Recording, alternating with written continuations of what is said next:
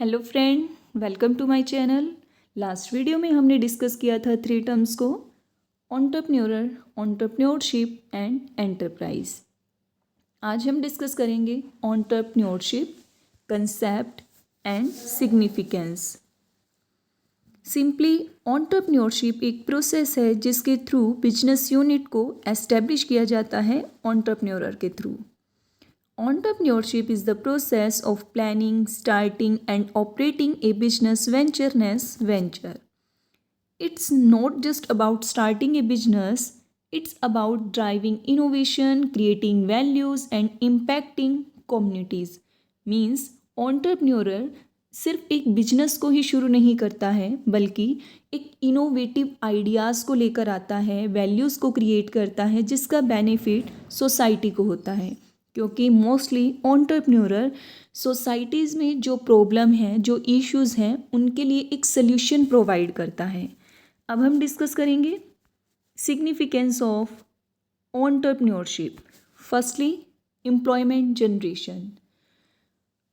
एंटरप्रेन्योरर business unit को establish करके self employed person होने के साथ साथ दूसरे लोगों के लिए भी अपॉर्चुनिटी क्रिएट करता है कि उन्हें भी एम्प्लॉयमेंट मिल सके। क्योंकि एंटरप्रेन्योरर अकेला अपने ऑब्जेक्टिव को अचीव नहीं कर सकता, बिजनेस को नहीं चला सकता, उसे दूसरे पर्सन की हेल्प भी चाहिए, जिसमें वो इस तरह से उनके लिए भी एक एम्प्लॉयमेंट अपॉर्चुनिटीज़ क्रिएट करता है। Capital formation. कैपिटल फॉर्मेशन किसी भी कंट्री के लिए मोस्ट इम्पॉर्टेंट फैक्टर है।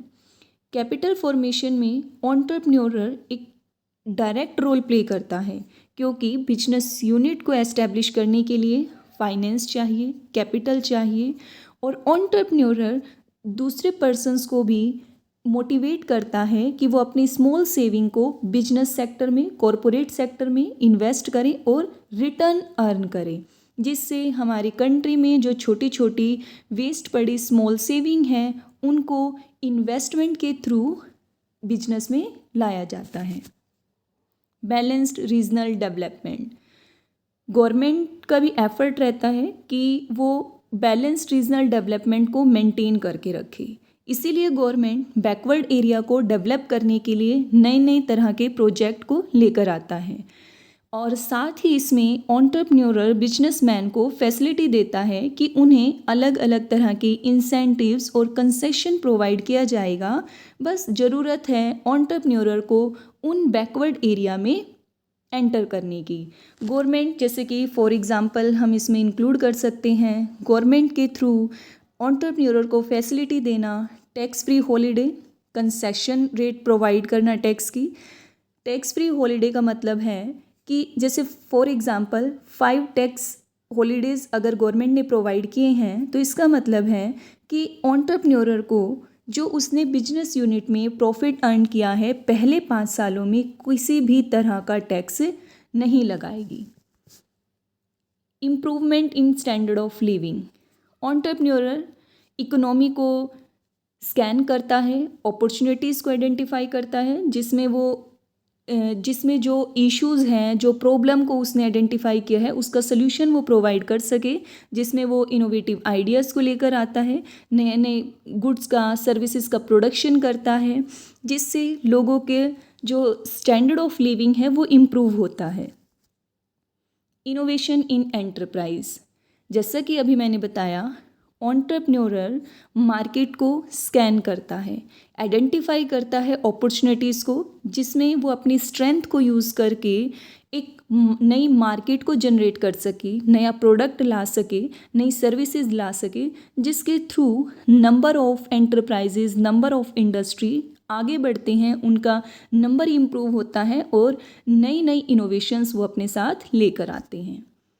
Next, optimum utilisation of resources. Entrepreneur business unit को एस्टेब्लिश करके जो रिसोर्सेज अभी इन्वेस्ट नहीं किए गए हैं या जो वेस्ट पड़े हैं, उनका एक ऑप्टिमम यूटिलाइजेशन करता है, जिससे कि रिसोर्सेज के जो हमारे लिमिटेड हैं उनको एक सही डायरेक्शन में और एक सही तरीके से यूटिलाइज किया जा सके। Economic independency.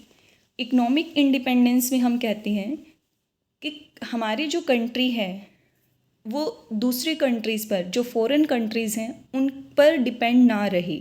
हमारी इकोनॉमी में, हमारी कंट्री में खुद ही उन गुड्स को, रॉ मटेरियल को जो है प्रोड्यूस किया जाए, उनके अल्टरनेटिव को यूज़ किया जाए, ताकि हमें बाहर से गुड्स को इंपोर्ट ना करना पड़े।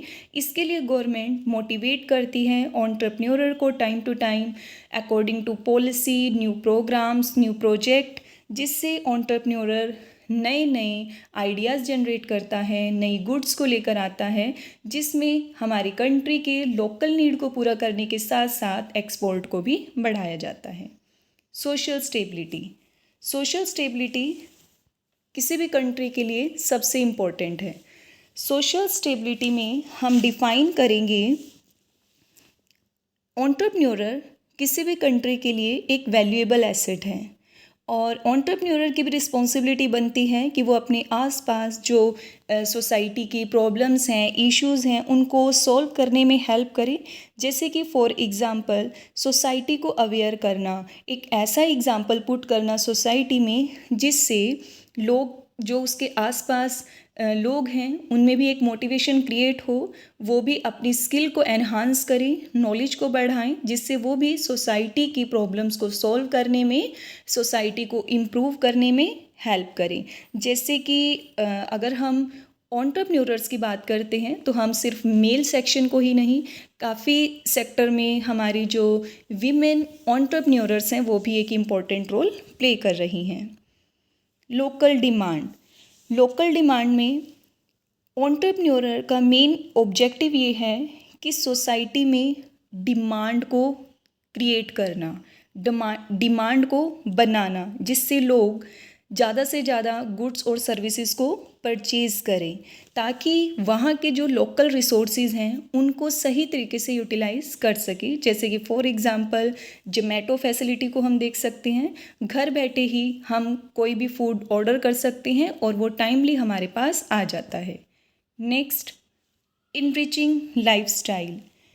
एंटरप्रेन्योर्स जब कोई नया आइडियाज़ लेकर आता है, कुछ नया इनोवेशन वो अपने साथ लेकर आता है, तो उसका बेनिफिट हमारी पूरी सोसाइटी को मिलता है, जिसमें पर्सन कम प्राइस पर अच्छी क्वालिटीज़ की गुड्स को यूज़ करते हैं।